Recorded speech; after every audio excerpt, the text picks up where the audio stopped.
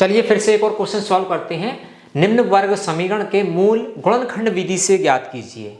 इससे पहले वाला क्वेश्चन था उसमें क्वेश्चन में हमने द्विपद जो फॉर्मूला होता है उसका यूज करके मूल निकाले थे वर्ग समीकरण के। इस क्वेश्चन में गुणनखंड विधि का यूज करेंगे और मूल याद करेंगे, मतलब x की वैल्यू फाइंड आउट करेंगे।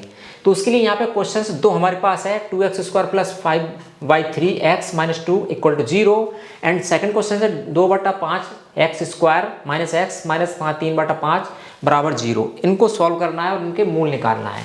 तो सबसे पहले हम क्वेश्चन नंबर पहला को सॉल्व करते हैं, सॉल्यूशन लिखते हैं। अब यहाँ पे हम क्वेश्चन से लिख लेते हैं। पहले क्वेश्चन लिखने के बाद क्या हो, देखो 2x² plus 5/3x minus 2 equal to 0 है। तो ये बटे वाली संख्या खत्म करना है, क्योंकि हम जानते हैं वर्ग समीकरण हमारा क्या होता है, वर्ग समीकरण होता है हमारा, हम सभी को पता है ax² plus bx plus c equal to 0। इस फॉर्मेट में हमारी इक्वेशन होनी चाहिए, उसको हम बोलते हैं वर्ग समीकरण घटते क्रम में। जबकि यहाँ पे 5/2 है, ऐसे भी कर सकते हैं, लेकिन और उसको सिंप्लीफाई करने के लिए 3 को हम खत्म करेंगे यहाँ से उसका एलसीएम लेने के बाद। तो 3 का एलसीएम लेंगे, 3 का एलसीएम पूरे में जाएगा, लेकिन जिनके साथ नीचे 3 नहीं उनमें गुणा हो जाएगा। 3 का 2 में करेंगे तो 6 हो जाएगा, 3 दूनी 6x² प्लस 5 का 5x ही रहेगा और माइनस 3 का 2 में होगा तो 6 हो जाएगा और नीचे का 3 क्रॉस मल्टीप्लिकेशन बराबर 0 में होगा तो 0 हो जाएगा। ये हमारा वर्ग समीकरण बन गया है। अब इसका हमको गुणनखंड विधि से सॉल्व कर लेते हैं। तो 5 को हम ऐसे दो भागों में तोड़ते हैं, इस 5 को, ताकि गुणा करें तो पहली और आखिरी मतलब ax² और इसका गुणा करें उसके बराबर आए, जोड़े और घटाएं तो 5 आए। तो 6 और 6 कितने, 36 हमको गुणा करने पे आना चाहिए, तो घटाने पे 5 आना चाहिए। तो 9 और 4 ले लें हम तो 36 हो जाएगा। तो हम क्या कर लेते हैं, इसके 9 और 4 के कॉम्बिनेशन फैक्टर कर लेते हैं। तो 6x² तो हमारा चल रहा है, हम लिख लेते हैं प्लस का 9x माइनस का 4x माइनस का 6 इक्वल टू 0।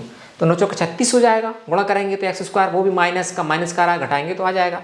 अब इसको हम सॉल्व कर लेते हैं, क्या होगा देखो, कॉमन ले लेते हैं, यहाँ से क्या आ जाएगा हमारा 3 आ जाएगा, 3x कॉमन ले लेते हैं हम, यहाँ बचेगा 2x और इसके बाद इसमें से 3 लेंगे 3 ही बचेगा ओनली, माइनस यहाँ से 4 कॉमन ले, 2 कॉमन ले लेते हैं हम, 2 कॉमन आ जाएगा, 2 कॉमन लेंगे तो बचेगा 2x और माइनस को आ गया तो प्लस का 3 बच जाएगा इक्वल टू 0। अब देखो ये ब्रैकेट में भी सेम संख्या आना चाहिए, 2x प्लस 3 यदि सेम आ रही तो हमारे गुणनखंड सही हुए हैं।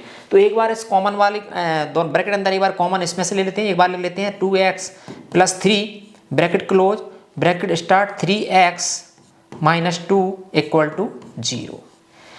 अब ये हमारा आ जाता है यहाँ पे। अब इसको हम क्या करें, इसको एक एक बार करके 0 कर लेते हैं। तो क्या हो जाएगा हमारा, देखो 2x एक बार लिख लेते हैं, 2x प्लस 3 इंटू क्या है 3x माइनस 2 इक्वल टू 0।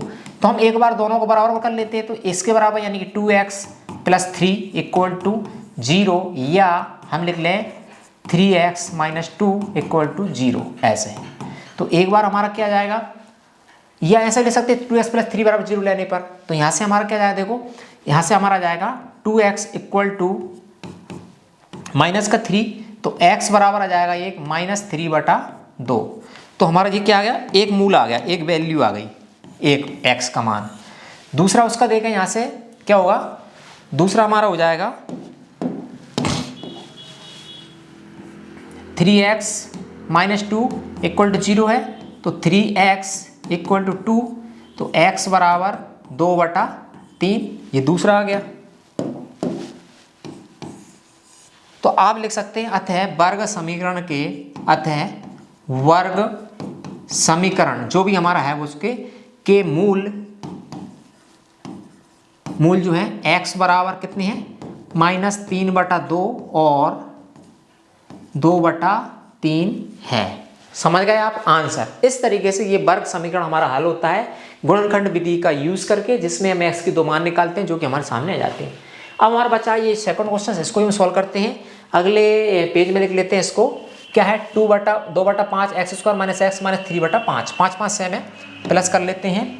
क्या है क्वेश्चन हम लिख लेते हैं एक बार, 2 नंबर का 2/5 x² minus x minus 3/5 minus x minus 3/5 बराबर 0। अब इसको हम लिखते हैं सॉल्व। तो क्या होगा देखो यहाँ से 5 एक बार क्वेश्चन लिख लेते हैं। 2/5 x square minus x minus 3/5 equal to 0। ये हो जाएगा हमारा 2x स्क्वायर, यहाँ पे 5 नहीं 5 गुणा इसमें कर देते हैं, एलसीएम 5 ही आएगा तो 5x और यहाँ भी माइनस का 3 हो जाएगा इक्वल टू 5 इधर जाकर 0 हो जाएगा। चूंकि एलसीएम 5 आएगा, 5 जिसमें नहीं है 5 का बाद 1 आएगा, यहाँ पे कोई चेंज नहीं आएगा, यहाँ भी कोई चेंज नहीं आएगा, यहाँ पे बीच वाले में 5 गुणा हो जाएगा। अब 5 को ऐसे दो भागों में तोड़े, 5 को ऐसे दो भागों में तोड़े, गुणा करें तो कितना है -6 है, जोड़ घटाएं तो हमारा 5 जाए। तो हम सिंपल हम यहाँ पे कर सकते हैं क्या, 2x स्क्वायर तो हमारा है माइनस हम लिख दें 6x प्लस का x, 6 में से 1 गया तो 5 बचेगा माइनस का, और 6 गुणा करेंगे तो -6 आ जाएगा 6x इक्वल टू 0। कॉमन ले लेते हैं, कॉमन क्या क्या आ रहा है 2x यहाँ से कॉमन आ जाएगा, बचेगा x माइनस का 3 दूनी 6 बचेगा 3 प्लस का यहाँ पे 1 कॉमन ले लो ओनली तो x माइनस 3 बचा इक्वल टू 0। तो अब क्या हो जाएगा हमारा, एक बार कॉमन टर्म सेम आ गई मतलब गुणनखंड सही हुए, तो x माइनस 3 अगले ब्रैकेट में जाएगा, क्या बचा 2x प्लस 1 इक्वल टू 0। ठीक, अब देखो यहाँ पे क्या हो जाएगा हमारा, क्या है x माइनस 3, एक बार लिख लेता हूँ एक ब्रैकेट में, दूसरे ब्रैकेट में 2x प्लस 1 इक्वल टू 0। तो ये हो जाएगा हमारा x माइनस 3 इक्वल टू 0 लेने पर तो x बराबर फाइनल किया जाएगा, यहाँ पे x बराबर आ जाएगा हमारा 1 मूल 3 आ गया। अगला ले हम टर्म क्या, या ऐसे लिख सकते हैं 2x प्लस 1 इक्वल टू 0, तो 2x इक्वल टू -1, ये हो जाएगा x बराबर -1/2 दूसरा मूल। अब हम इसको लिख सकते हैं क्या फाइनल, अतः वर्ग समीकरण